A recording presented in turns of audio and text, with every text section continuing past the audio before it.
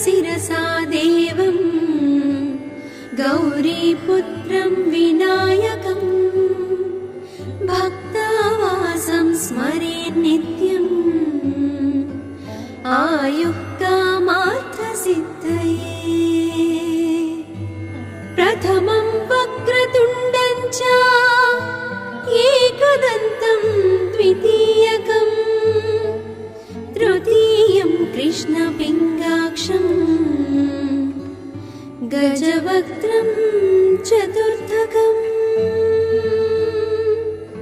लम्बोदरं पञ्चमं च षष्ठं विकटमेव च सप्तमं विघ्नराजं च धूम्रवर्णं तथाष्टमम्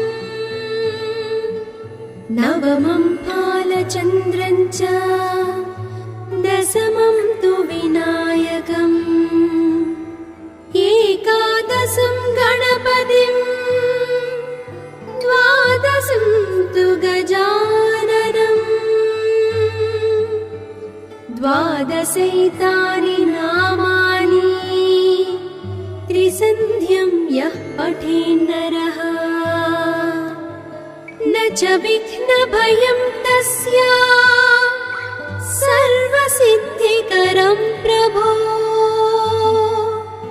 विद्यार्थी लभते विद्यां धनार्थी लभते धनम् पुत्रार्थी लभते पुत्रान् मोक्षार्थी लभते गतिम्।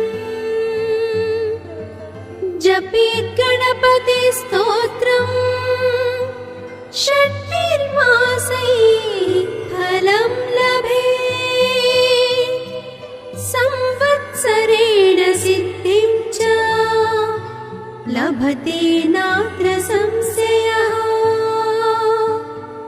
अष्टभ्यो ब्राह्मणेभ्यश्च लिखित्वा यः समर्पयेत् तस्य विद्या भवेत् सर्वा गणेशस्य प्रसादतः। तस्य विद्या भवेत् सर्वा गणेशस्य प्रसादतः इति श्रीनारदपुराणे सङ्कटनाशन गणेशस्तोत्रं सम्पूर्णम्।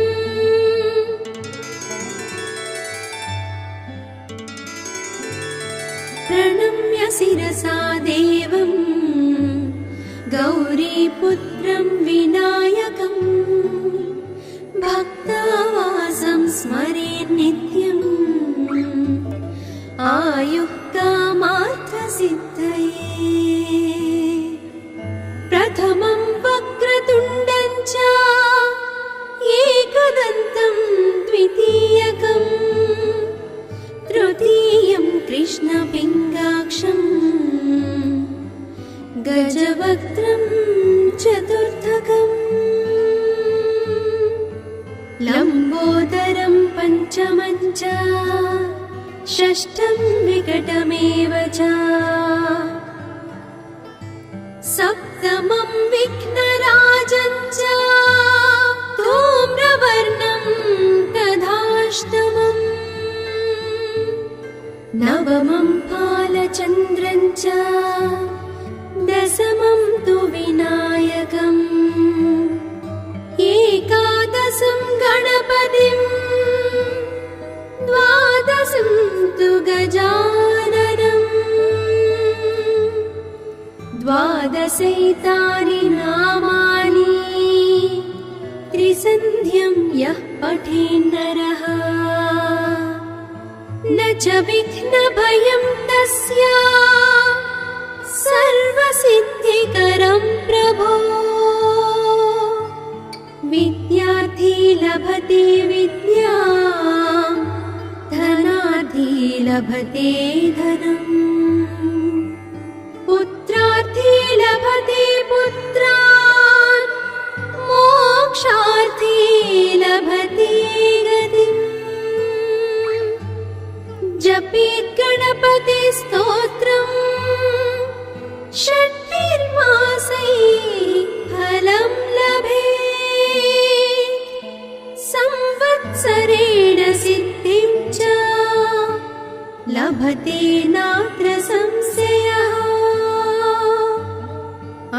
अष्टभ्यो ब्राह्मणेभ्यश्च लिखित्वा यः समर्पयेत् तस्य विद्या भवेत् सर्वा गणेशस्य प्रसादतः। तस्य विद्या भवेत् सर्वा गणेशस्य प्रसादतः। इति श्रीनारदपुराणे सङ्कटनाशन गणेशस्तोत्रम् सम्पूर्णम्।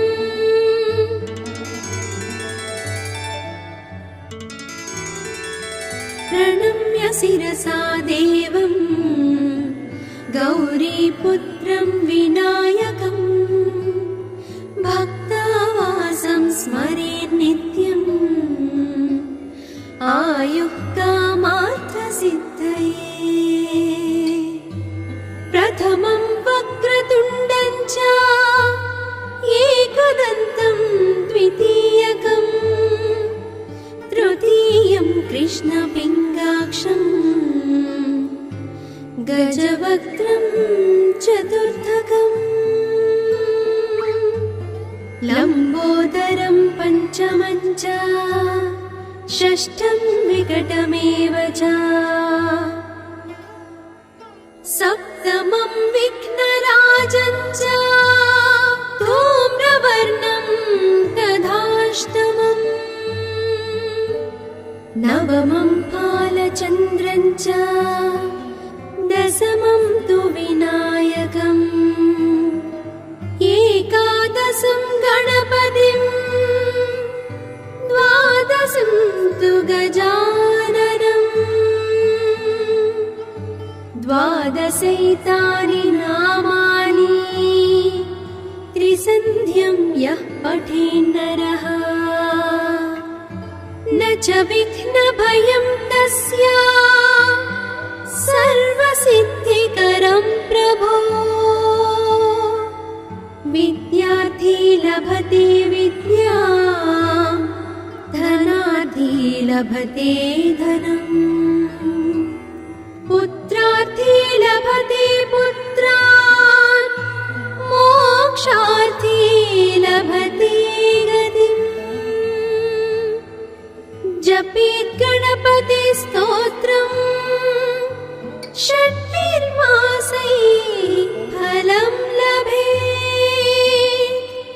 संवत्सरेण सिद्धिं च लभते नात्र संशयः।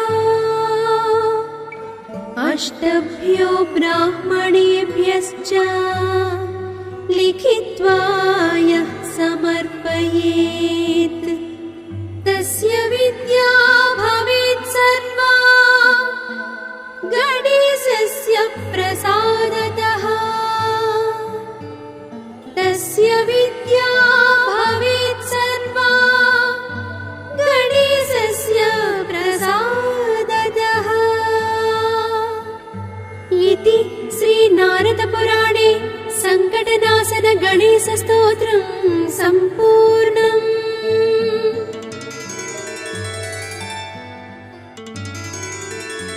प्रणम्य शिरसा देवम् गौरीपुत्रं विनायकम् भक्तावासं स्मरेन् नित्यम् आयुः कामार्थसिद्धये।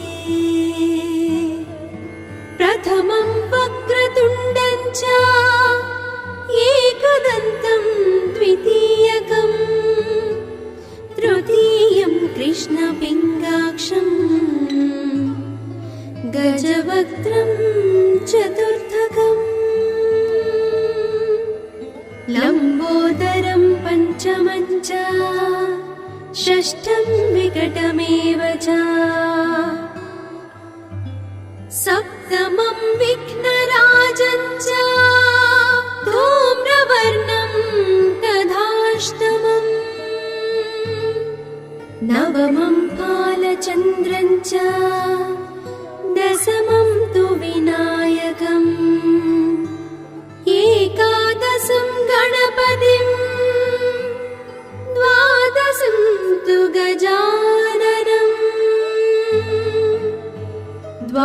द्वादशैतानि नामानि त्रिसन्ध्यं यः पठेन्नरः न च विघ्नभयं तस्य सर्वसिद्धिकरं प्रभो विद्यार्थी लभते विद्यां धनार्थी लभते धनम् पुत्रार्थी लभते पुत्रान् मोक्षार्थी लभते गतिम् जपेत् गणपति स्तोत्रम् षट्भिर्मासैः फलं लभेत् संवत्सरेण सिद्धिं च लभते नात्र संशयः अष्टभ्यो ब्राह्मणेभ्यश्च लिखित्वा यः समर्पयेत् तस्य विद्या भवेत् सर्वा गणेशस्य प्रसादतः तस्य विद्या भवेत् सर्वा गणेशस्य प्रसादतः इति श्रीनारदपुराणे सङ्कटनाशन गणेशस्तोत्रं सम्पूर्णम्।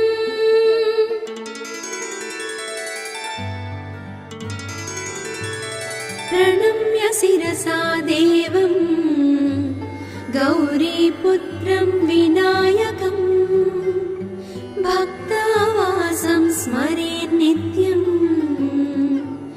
आयुः कामार्थसिद्धये प्रथमं वक्रतुण्डं च एकदन्तं द्वितीयकम् तृतीयं कृष्णपिङ्गाक्षं गजवक्त्रं चतुर्थकम् लम्बोदरं पञ्चमं च षष्ठं विकटमेव च सप्तमं विघ्नराजं च धूम्रवर्णं तथाष्टमम् नवमं फालचन्द्रं च दशमं तु विनायकम् एकादशं गणपतिं द्वादशं तु गजाननम् द्वादशैतानि नामानि त्रिसन्ध्यं यः पठेन्नरः न च विघ्नभयं तस्य सर्वसिद्धिकरं प्रभो विद्यार्थी लभते विद्यां धनार्थी लभते धनम् पुत्रार्थी लभते पुत्रान् मोक्षार्थी लभते गतिम्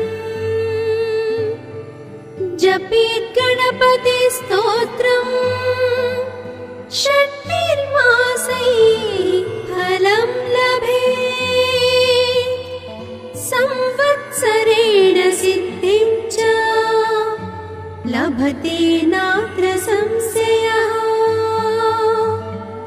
अष्टभ्यो ब्राह्मणेभ्यश्च लिखित्वा यः समर्पयेत् तस्य विद्या भवेत् सर्वा गणेशस्य प्रसादतः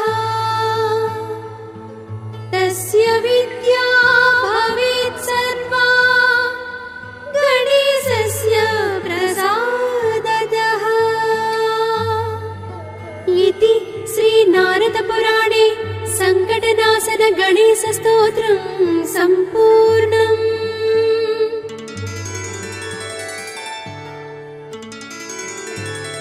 प्रणम्य शिरसा देवं गौरीपुत्रं विनायकं भक्तावासं स्मरेन् नित्यम्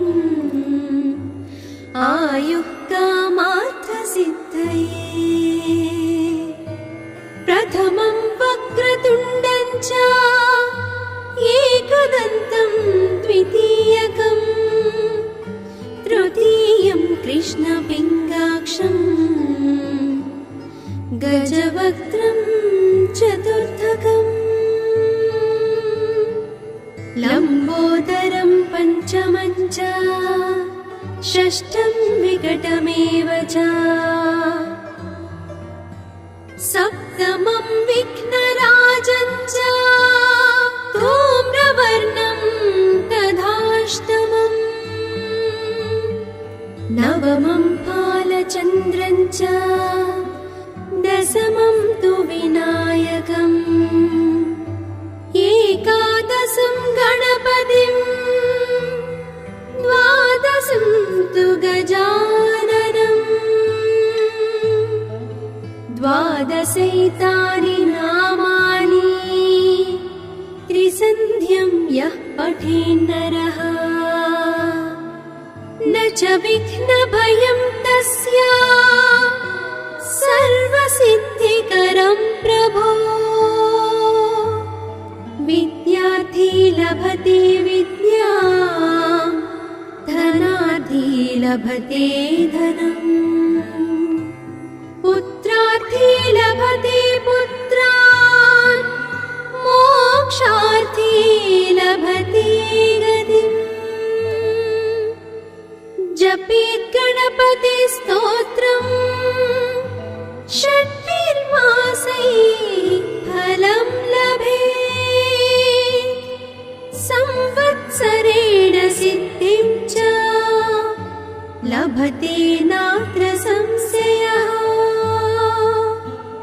अष्टभ्यो ब्राह्मणेभ्यश्च लिखित्वा यः समर्पयेत् तस्य विद्या भवेत् सर्वा गणेशस्य प्रसादतः तस्य विद्या भवेत् सर्वा गणेशस्य प्रसादतः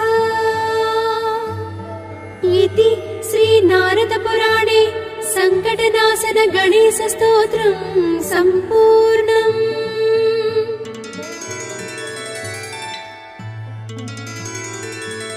प्रणम्य शिरसा देवं गौरीपुत्रं विनायकं भक्तावासं स्मरेन् नित्यम् आयुः कामार्थसिद्धये प्रथमं वक्रतुण्डं च एकदन्तं द्वितीयकम् तृतीयं कृष्णपिङ्गाक्षम् गजवक्त्रं चतुर्थकम् लम्बोदरं पञ्चमं च षष्ठं विकटमेव च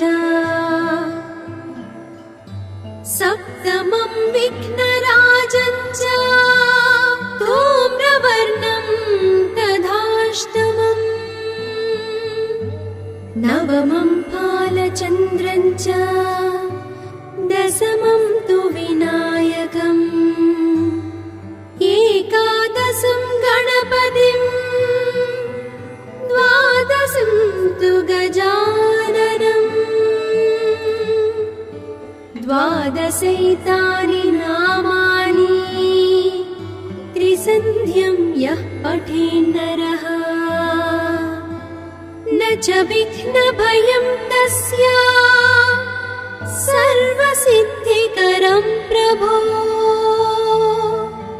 विद्यार्थी लभते विद्यां धनार्थी लभते धनम् पुत्रार्थी लभते पुत्रान् मोक्षार्थी लभते गतिम् जपेत् गणपति स्तोत्रम् षट्भिर्मासैः फलं लभेत् संवत्सरेण सिद्धिं च लभते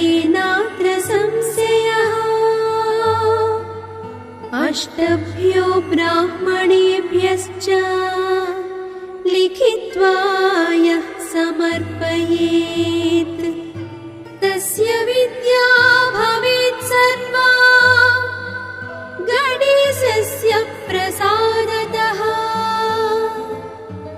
तस्य विद्या भवेत् सर्वा गणेशस्य प्रसादतः।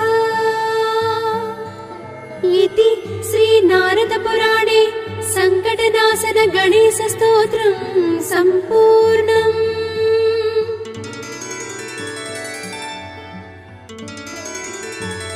प्रणम्य शिरसा देवं गौरीपुत्रं विनायकं भक्तावासं स्मरेन् नित्यम्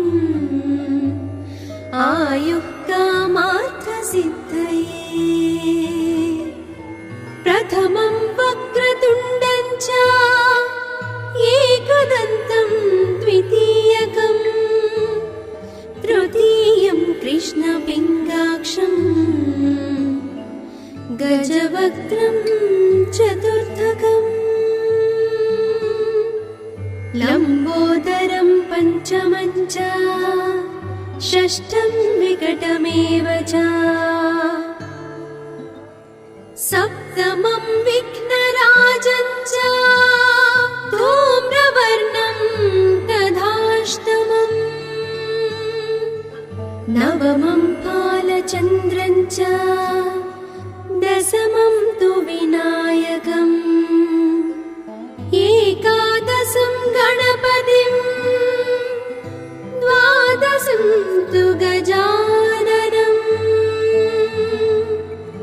द्वादशैतानि नामानि त्रिसन्ध्यं यः पठेन्नरः न च विघ्नभयं तस्य सर्वसिद्धिकरं प्रभो।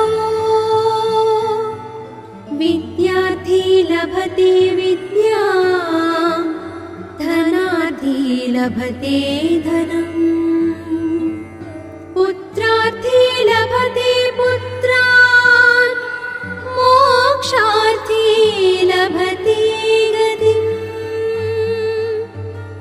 जपेत् गणपति स्तोत्रम् षट्भिर्मासैः फलं लभेत् संवत्सरेण सिद्धिं च लभते नात्र संशयः। अष्टभ्यो ब्राह्मणेभ्यश्च लिखित्वा यः समर्पयेत् तस्य विद्या भवेत् सर्वा गणेशस्य प्रसादतः। तस्य विद्या भवेत् सर्वा गणेशस्य प्रसादतः। इति श्रीनारदपुराणे सङ्कटनाशन गणेशस्तोत्रं सम्पूर्णम्।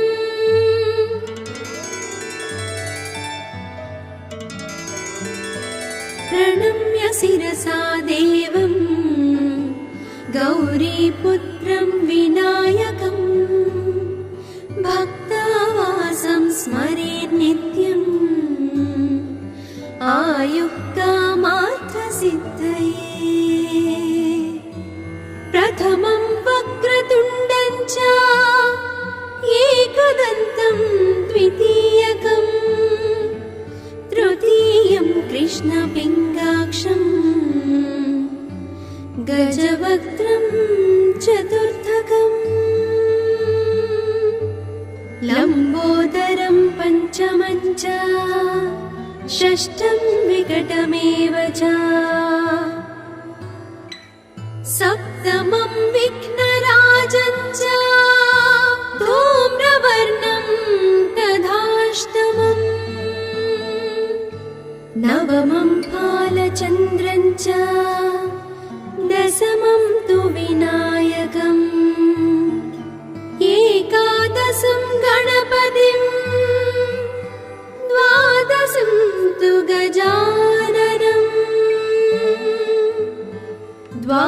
द्वादशैतानि नामानि त्रिसन्ध्यं यः पठेन्नरः न च विघ्नभयं तस्य सर्वसिद्धिकरं प्रभो विद्यार्थी लभते विद्यां धनार्थी लभते धनम् पुत्रार्थी लभते पुत्रान् मोक्षार्थी लभते गतिम् जपेत् गणपति स्तोत्रम् षट्निर्मासैः फलं लभेत् संवत्सरेण सिद्धिं च लभते नात्र संशयः अष्टभ्यो ब्राह्मणेभ्यश्च लिखित्वा यः समर्पयेत् तस्य विद्या भवेत् सर्वा गणेशस्य प्रसादतः तस्य विद्या भवेत् सर्वा गणेशस्य प्रसादतः इति श्रीनारदपुराणे सङ्कटनाशन गणेशस्तोत्रं सम्पूर्णम्।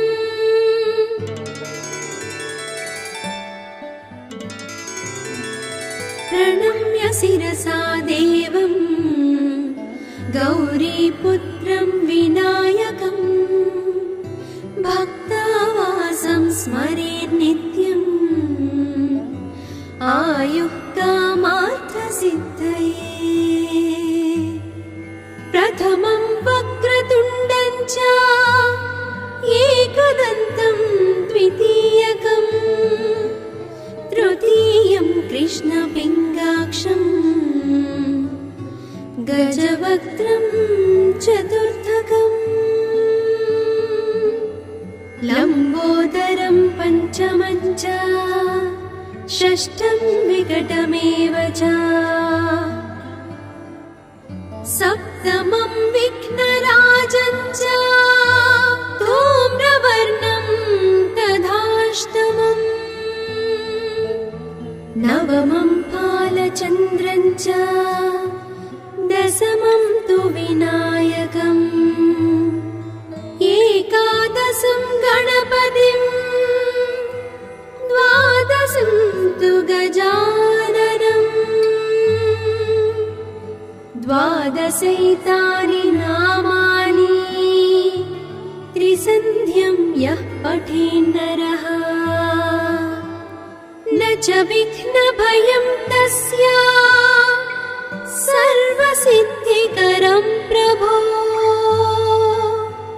विद्यार्थी लभते विद्यां धनार्थी लभते धनम् पुत्रार्थी लभते पुत्रान् मोक्षार्थी लभते गतिम् जपेत् गणपति स्तोत्रम् षट्निर्मासैः फलं लभेत् संवत्सरेण सिद्धिं च लभते नात्र संशयः अष्टभ्यो ब्राह्मणेभ्यश्च लिखित्वा यः समर्पयेत् तस्य विद्या भवेत् सर्वा गणेशस्य प्रसादतः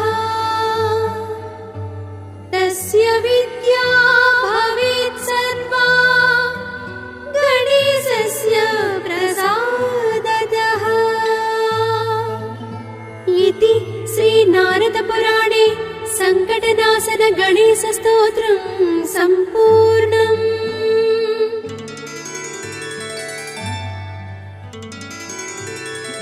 प्रणम्य शिरसा देवं गौरीपुत्रं विनायकं भक्तावासं स्मरेत् नित्यम्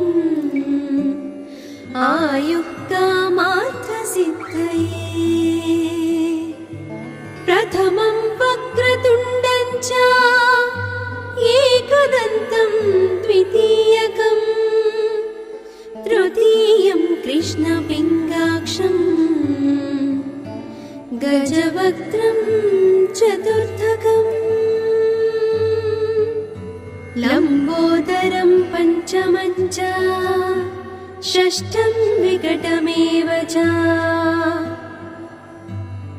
सप्तमं विघ्नराजं च धूम्रवर्णं तथाष्टमम्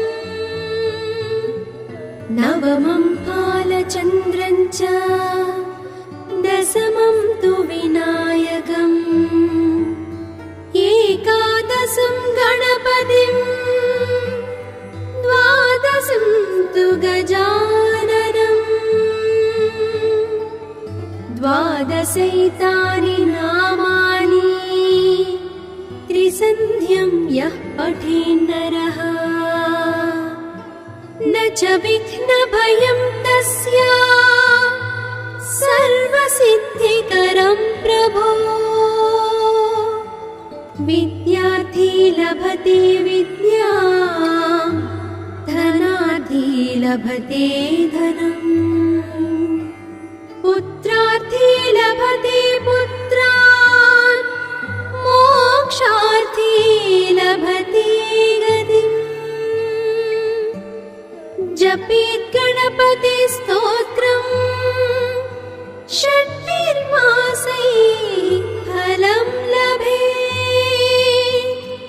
संवत्सरेण सिद्धिं च लभते नात्र संशयः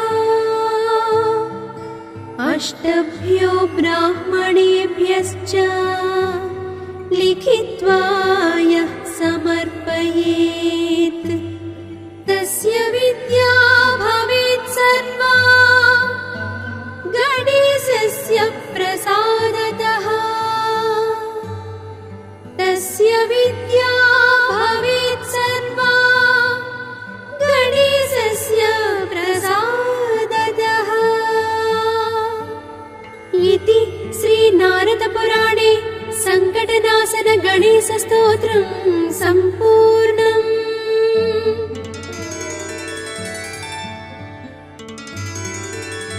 प्रणम्य शिरसा देवं गौरीपुत्रं विनायकं भक्तावासं स्मरेन् नित्यम्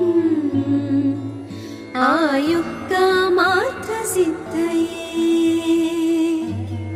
प्रथमं वक्रतुण्डं च एकदन्तं द्वितीयकम् तृतीयं कृष्णपिङ्गाक्षम् गजवक्त्रं चतुर्थकम् लम्बोदरं पञ्चमं च षष्ठं विकटमेव च सप्तमं विघ्नराजं च धूम्रवर्णं तथाष्टमम् नवमं फालचन्द्रं च दशमं तु विनायकम् एकादशं गणपतिं द्वादशं तु गजाननम् द्वादशैतानि नामानि त्रिसन्ध्यं यः पठेन्नरः न च विघ्नभयं तस्य सर्वसिद्धिकरं प्रभो विद्यार्थी लभते विद्यां धनार्थी लभते धनम् पुत्रार्थी लभते पुत्रान् मोक्षार्थी लभते गतिम् जपेत् गणपति स्तोत्रम् षट्भिर्मासैः फलं लभेत्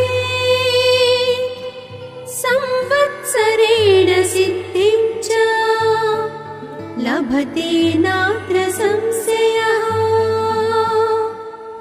अष्टभ्यो अष्टभ्यो ब्राह्मणेभ्यश्च लिखित्वा यः समर्पयेत् तस्य विद्या भवेत् सर्वा गणेशस्य प्रसादतः। तस्य विद्या भवेत् सर्वा गणेशस्य प्रसादतः। इति श्रीनारदपुराणे सङ्कटनाशन गणेशस्तोत्रं सम्पूर्णम्।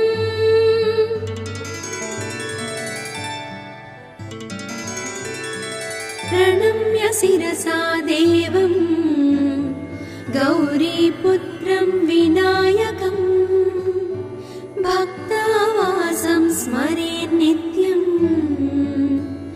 आयुः कामार्थसिद्धये।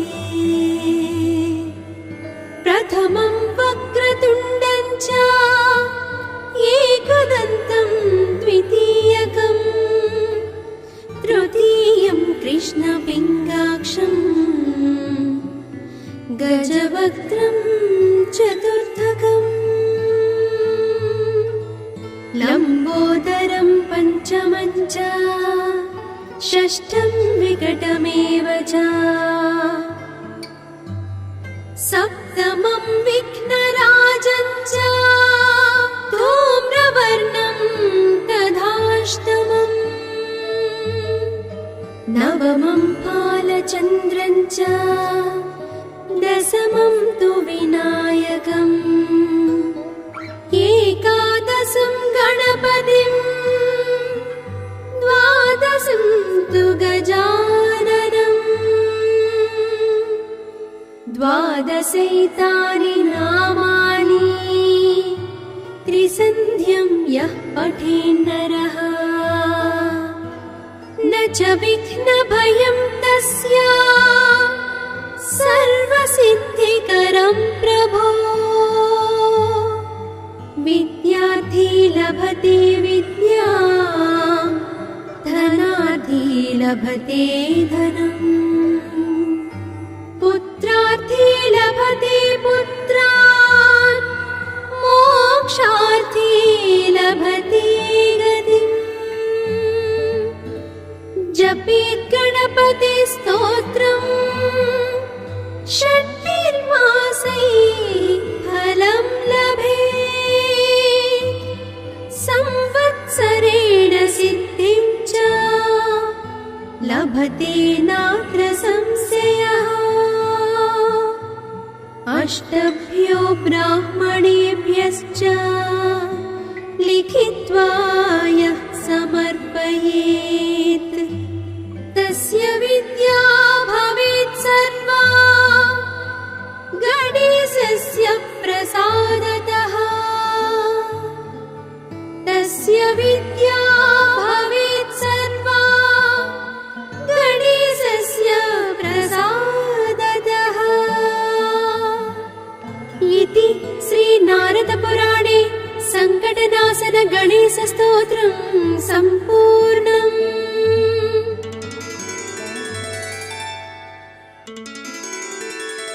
प्रणम्य शिरसा देवं गौरीपुत्रं विनायकं भक्तावासं स्मरेन् नित्यम् आयुः कामार्थसिद्धये। प्रथमं वक्रतुण्डं च एकदन्तं द्वितीयकं तृतीयं कृष्णपिङ्गाक्षं गजवक्त्रं चतुर्थकम् लम्बोदरं पञ्चमं च षष्ठं विकटमेव च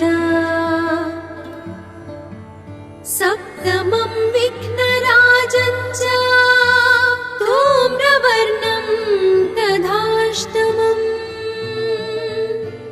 नवमं फालचन्द्रं च दशमं तु विनायकम् एकादशं गणपतिं द्वादशं तु